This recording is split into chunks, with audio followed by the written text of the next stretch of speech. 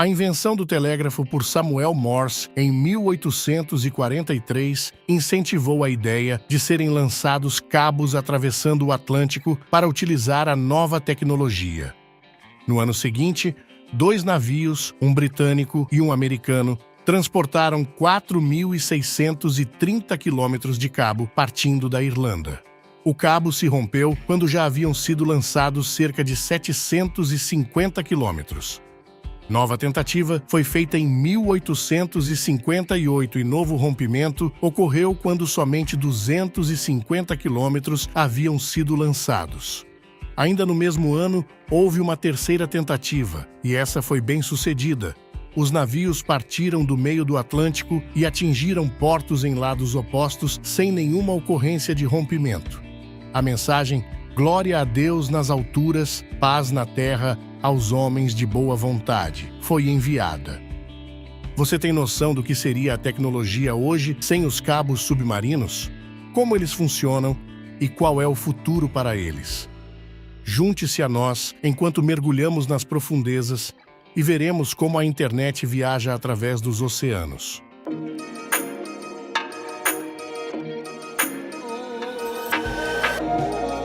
Sou o professor Bilbao. Seja bem-vindo ao Explore Tecnologia, um canal que explora os impactos da tecnologia em nossas vidas. Se você gosta do nosso trabalho, curta nossos vídeos, se inscreva no canal e ative o sininho.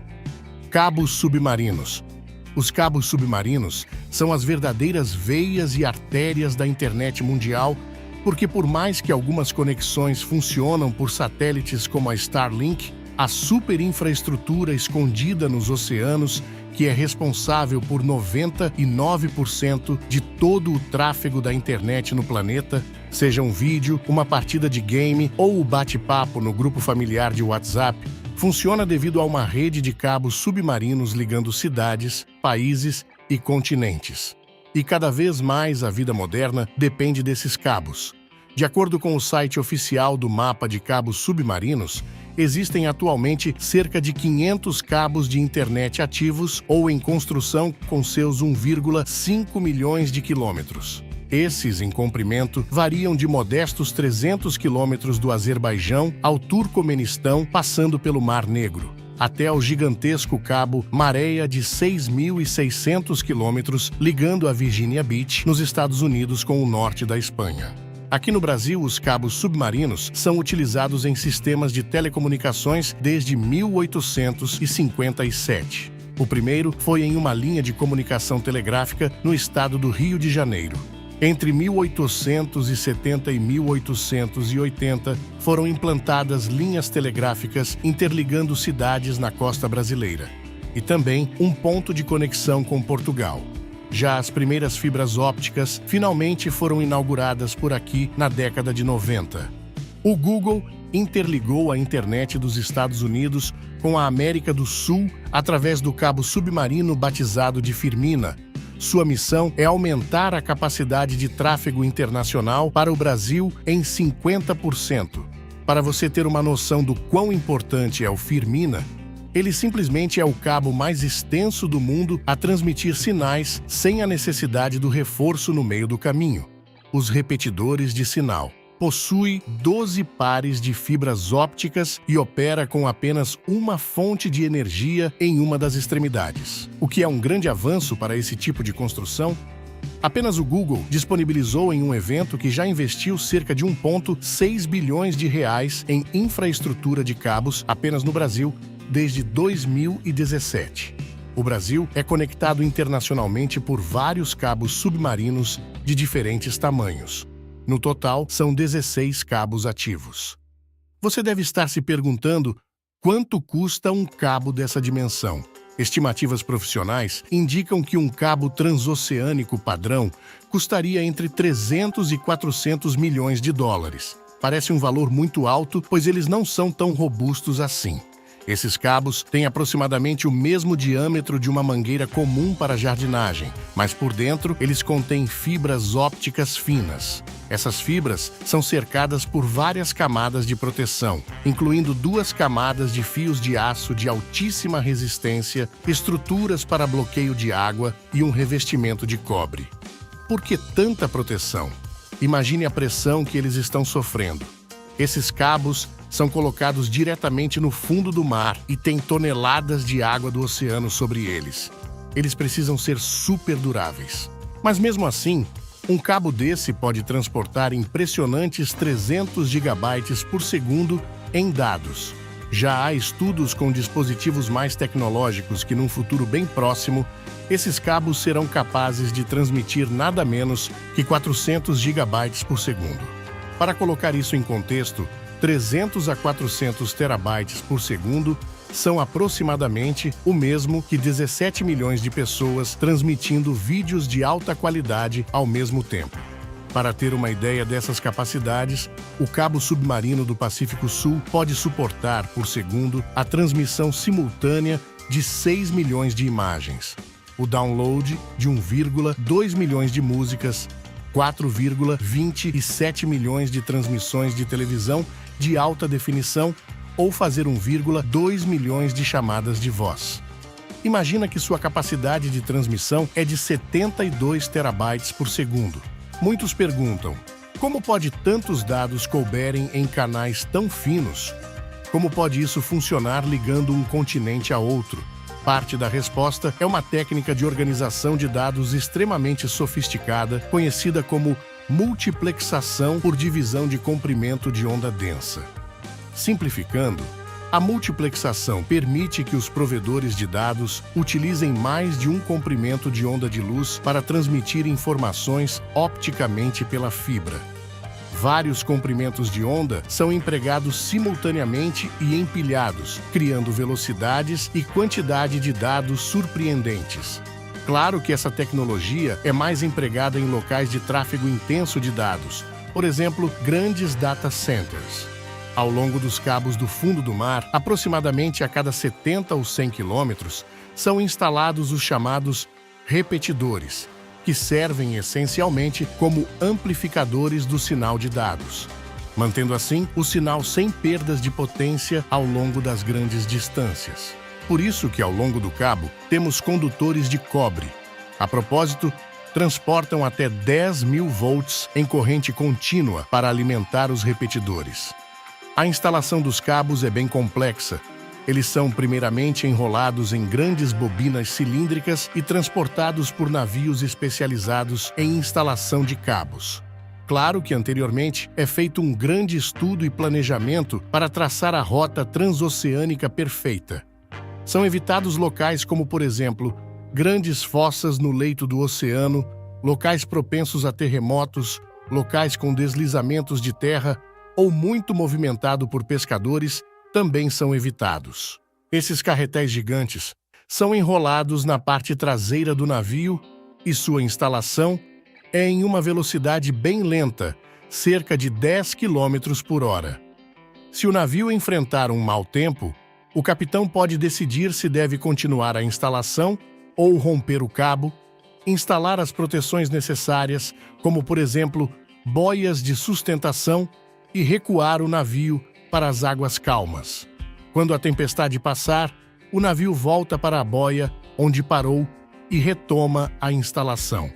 Acidentes e interrupções nos cabos não são tão frequentes, mas acontecem, como o ocorrido em 2012, o furacão Sandy nos Estados Unidos danificou vários cabos transatlânticos importantes, interrompendo redes por horas.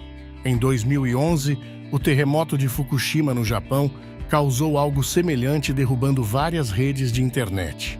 Porém, temos que considerar que a grande maioria desses acidentes, no entanto, é o resultado do descuido humano. Os mais comuns acontecem por redes de pescadores, âncoras de navios, terroristas. Quando situados perto da costa, os riscos de interrupção são significativamente maiores. Tanto que em muitos desses locais, é bem maior a probabilidade do cabo ser cuidadosamente blindado.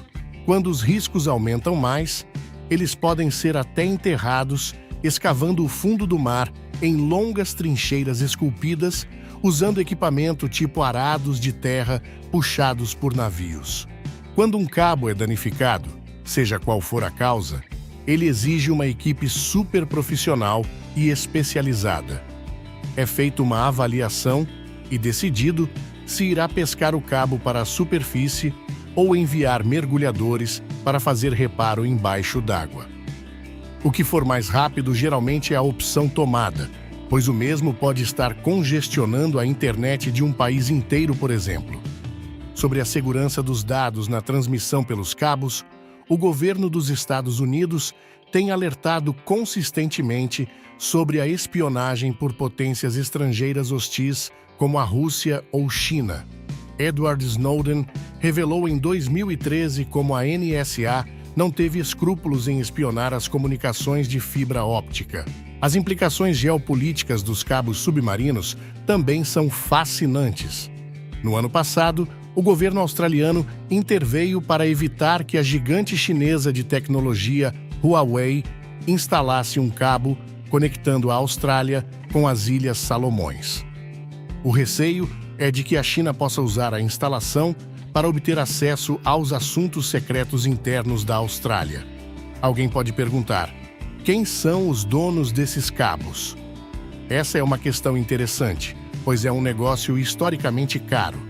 Geralmente, os governos ou os grandes provedores de telecomunicações pagam pela utilização desses cabos.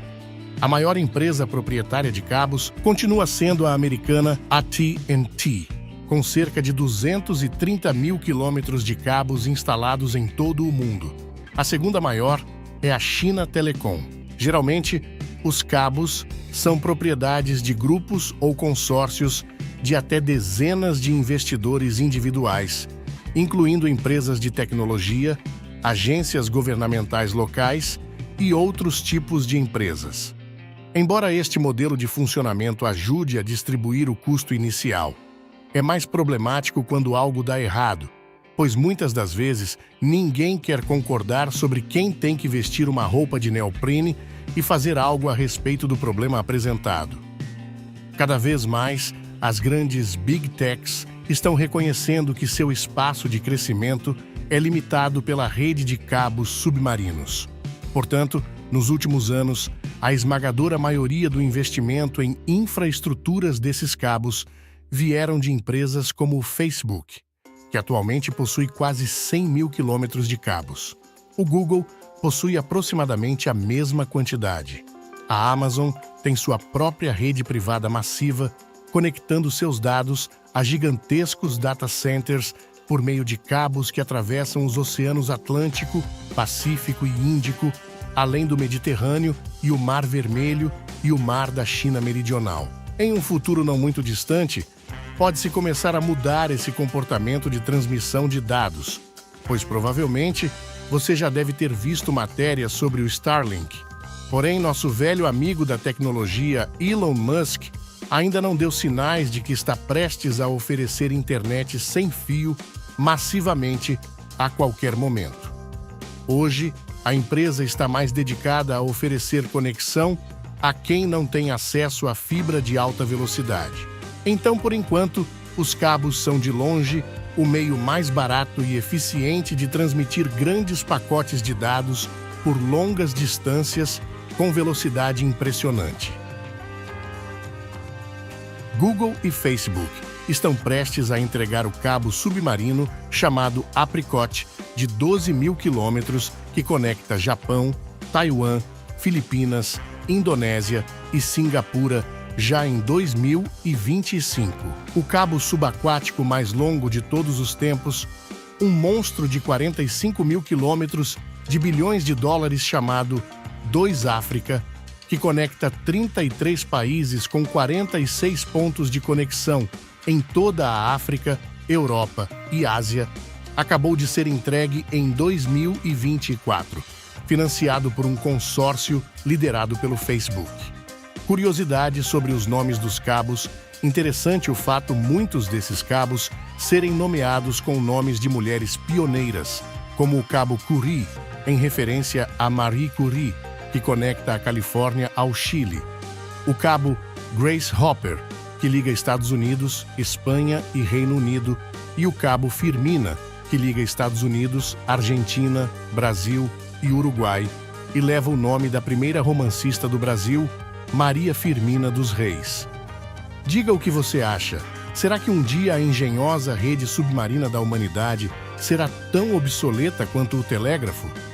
Deixe-nos um comentário e não se esqueça de deixar seu like e se inscrever no canal para obter mais conteúdo de tecnologia e também nos ajudar a crescer.